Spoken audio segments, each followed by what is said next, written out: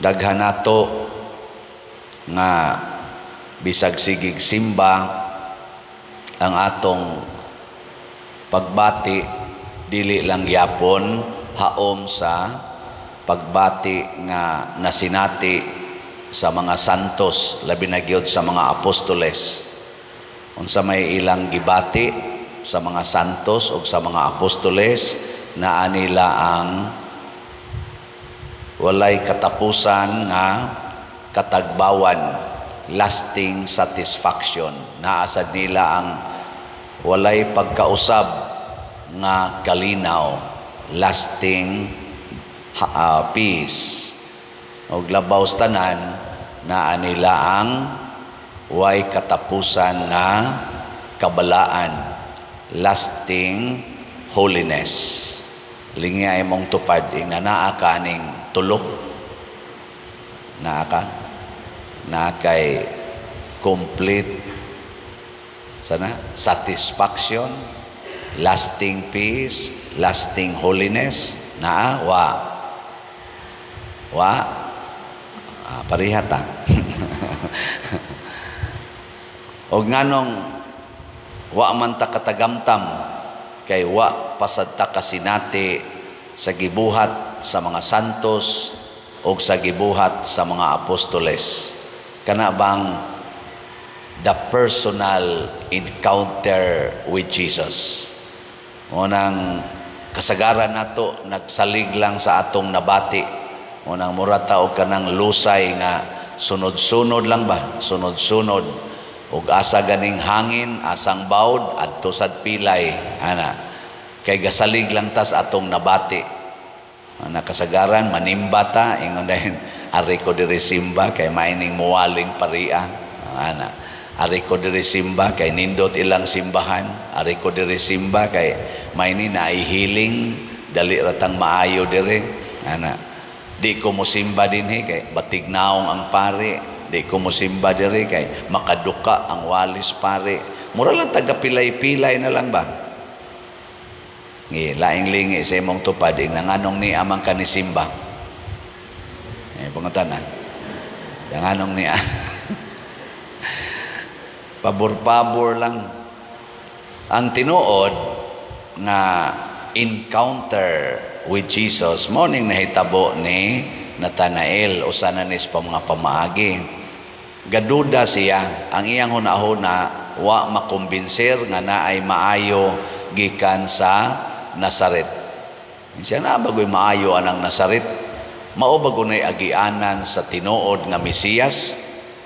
Wa na magdaghan og istorya si Felipe, niingon siya ngari og tan-aw, come and see.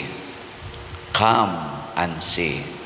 Kana bang kita unta do na taan ang attitude bitaw nga mubuhat ko ani tungod kay nasayod kong anhin ako ma-encounter si Jesus. Anhin ako mahibalag, anhin ako mahimamat, anhin ako makita si Jesus. Nya kanusa man na mahitabo nga makakita kita Ginoo sama sa gibuhat sa mga santos, labi na sa mga apostoles o labaw tanan ni Mama Mary. Ang una ginatong buhaton ato gyung kalimtan ang atong kaugalingon. Mo na ingos Jesus, you cannot come to me unless you deny yourself. Di gyud ta kaduol ni Jesus basta ang atong kaugalingong gusto og mga pangandoy maoy nagdominate, maoy naghari sa atong hunahuna og kasing-kasing. Ikatulong lingi sa imong tupad ing naunsa roy imong gipangandoy. Unsa imong gipangandoy? Og para gay nas imong kaugalingon, maayo ko sa akong sakit, makalampos og eskwela, mulampos akong sana kanang mga anak, makabayad ko sa utang sa panauban. Dili na unta ko sigihag yaw-yaw sa akong mama, di na unta ko sigihag supak-supak sa akong mga anak, mausab unta ning utok aning akong bana, aning akong asawa, bisag unsa nala imong gipangayo para sa kaugalingon, you cannot encounter Jesus. Mao nang empty lang gyapon imong kaugalingon, kay ang imong na-encounter is your own self. Ang imo ra gyung kaugalingon, ang imo ra gyapon gi-entertain dinhi. Ana. Kalimti na tanan tuguti nga si Jesus maoy imong mabati, mo'y atong mabati. Mo na si Natanael nagtuon man to siya. Niya nagtuon siya kay bawo man gid siya nga why nindot nga magikan sa Nazaret, pero iyang gikalimtan ang iyang gitun-an og niingon siya, sige, akong adtuon og akong tan-awon si Jesus. Pag-abot niya dito, naadayon sila'y conversation. Nagkausap, ang Tagalog, nagkausap-usap, nagkaistoryahanay sila. Mao na to iyang encounter. Ilhan man anako ang nianhis misa nga naay-encounter ni Jesus, kay inigsugod usually ang ilang mata mo. Sana, mulagsik ba? Pero kana ganing why encounter ni Jesus, inigsugod usually ang mata mo, piroy mo anay. Ana. Maunay dangatan. Ang uban mo hinguyab. Ana. Ang uban magsigig tan-aw sa rilo. Sig tan-aw sa rilo. Ana. Maunay akong ilhanan, pero naaga ni encounter ni Jesus, ang mata mo. Murabag mo ana ba? Mao to nga pag-ingon ni Jesus, kani maoy tinuod nga Israelita, ingon dayos Nathanael, nganong nakailamang ka nako, nganong nakasulti man ka ana nako. Ingon dayos Jesus, nakit-an ti ka nga studios kay ka sa kaning scripture didto ilalom sa kahoyng igira. Kay mao man kuno style sa mga Israelita sa una, basta magtuon sila kasagaran, anha gid sila sa ubos sa dakong kahoy. Mao tong kit-an siya. Gidayeg siya ni Jesus. In short, ingon din siya, Ginoo, ikaw ang Mesiyas. Kita din siya sa Ginoo. Ingon din si Jesus, nituon na ba ka? Kay nakakita na ka nako, kay gisultihan ti kaani. Kung mosunod ka nako, mas makakita kag mas daghan pa. Mao na si San Juan, mao may nagsuwat aning unang pagbasa kaning gipadayag sa iyang pagsunod ni Jesus og sa pagtulun-an ni Jesus, labi na gid sa iyang pagpaningkamot, pagsangyaw, gipakita siya sa Ginoo didto sa langit, unsay nahitabo, unsay naong sa langit. Mo nang siya nagsuwat sa Revelation, Book of Revelation. Ug usas iyang gisuwat nga gibasa nato sa unang pagbasa, ang langit di ay na ay 12 ka ganghaan nga nagrepresent sa 12 ka tribo sa Israel, katong anak ni Jacob, apo ni Isaac, sungkod ni Abraham. Mo ba na no kanang anak sa imong apo, sungkod ba na? Wasan mo kibaw. 12 man to kabuk, anak ni Jacob. Mao na to'y nagrepresent sa people of God. Ang kada ganghaan gisuwatan sangan sa 12 tribes of Israel matud pas unang pagbasa. Apan kining maong syudad nga naggilak-gilak daw haspe, kanang bato nga mugilak murag diamond, naggilak-gilak sa kanindot, nagtungtong ni siya og napulo og duha, 12 sad ka sukaranan nga bato, lig-on nga sukaranan, og unsa man na siyang mga sukaranan gisuwatan sa ngalan sa 12 ka mga apostoles. Naapil na dito si Juan. Nya kay naapil mang iyangan dito, mas nadasig siya nga mopadayon.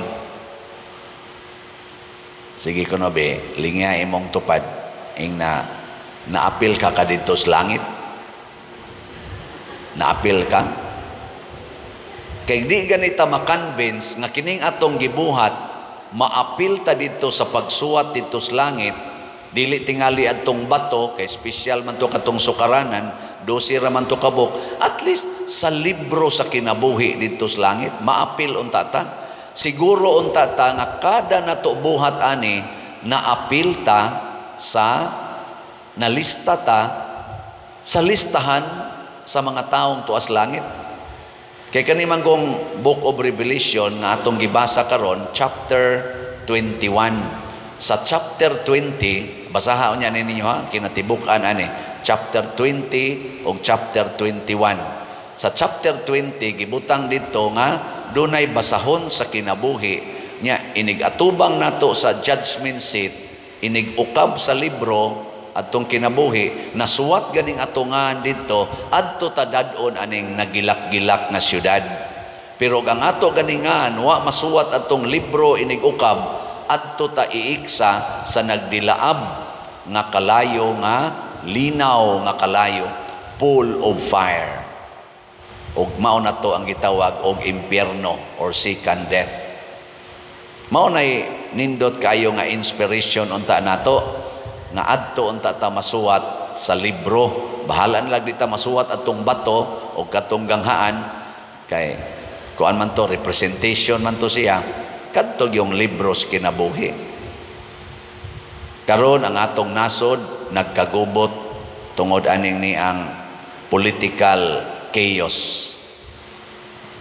Watak hibaw, few days from now unsay mahitabo, kay murag agresibo kaayo ang matag panig.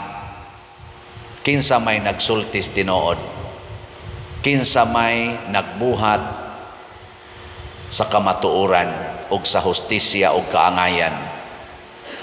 Unsaon pag-identify nato?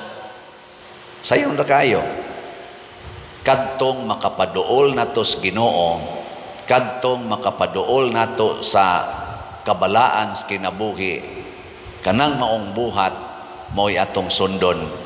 Dili kadtong makapalayo nato sa Ginoo or makapalayo nato sa kabalaan. Ug unsa may number 1 nga gauge para nako, kana gyung kwarta. Kinsa ganitong nagsigig pangitag kwarta o gahom dinis kalibutan, maunay magdaan nato ngadtos yawa. Kinsa ganitong mag-promote o hustisya, pangalagad, paghigugma sa mga katawhan nga labinas natong mga kabos o sa pagsulbad aning mga problema, labi na ning porti nagyong mahalas palitonon, shortage pagyod. Kana ang mga taong mag-promote ni ana sa pagsulbad, mauna sila'y padong sa Ginoo. Gilingi imong tupad. Ginaon sa ro imong gipangita, kwarta o pangalagad. Sige, pangutan-a ba?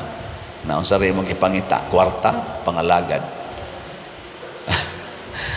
Kay kung kwarta gani imong gipangita karon, dili pagpangalagad, kana nagsunod ka siyawa. Kay matod pa ni Kristo, you cannot serve two masters at the same time. Dili pwede nimong alagaran ang kwarta ug ang Ginoo. Muna ang unag yung requirement ni Kristo, kung mo sunod ka nako, biyae ginatanan. Ingkaw niya, Lord, wa na mi kwarta. Ang Ginoo ay kabalaka, ako'y tuburan sa grasya, more than pas kwarta ang akong ihatag nimo, kwarta o kabalaan, nga di gyud mapalit og kwarta. Kwarta o kalinaw nga akong ihatag nimo, kanang kalinaw di gina mapalit og kwarta. Karon dagko na kay taggasto sa binilyon ang kanang ilang gideklarar diha anang social media, na karon sige silang hearing, binilyon ang atong gasto, binilyon ang nangawagta nga kwarta sa panudlanan sa atong gobyerno, nangutang pagani para lang yun mo spend aning binilyon, pero why naabot ngadto sa kadaghanan nga panginahanglan, why naabot sa mga gigutom, why naabot sa nanginahanglag mga karsada, why naabot sa nagkinahanglag mga nindot nga mga drainage aron dili na unta mulunop ang atong atong nasod, ang atong mga dagkong syudad. Way naabot ana kay napruibahan na sa atong katilingban karon. Muna muampo ta ato mga leader sa simbahan, sa mga religious groups o sa gobyerno, maghiusa ka ta, mga Pilipino, musunod tas Ginoo. Let us encounter Jesus, let us listen Jesus, and let us follow bisag lisod sa iyang mandate. Ug unsa may mandate ni Jesus, ibaligya ang tanan mong katigayunan ug ang halin ihatag ngadtos mga kabos. Sige, katapusang lingi. Ing naandam na kang mobaligya. Andam na. Maingon gani, ayaw sa. May pagkayawan on pa na. Na padayon tas pagampo, dili lang sa ampo lang, padayon tagbuhat sa mga butang nga gikinahanglan alang sa kabalaan. Ang mga apostoles nang lakaw nagtrabaho para sa kaluwasan. Kita sa dunta human nato rosmisa, human nato paminaw kamo mga online parishioners, manglakaw ta og mosangyaw sa maayong balita, pulong og buhat.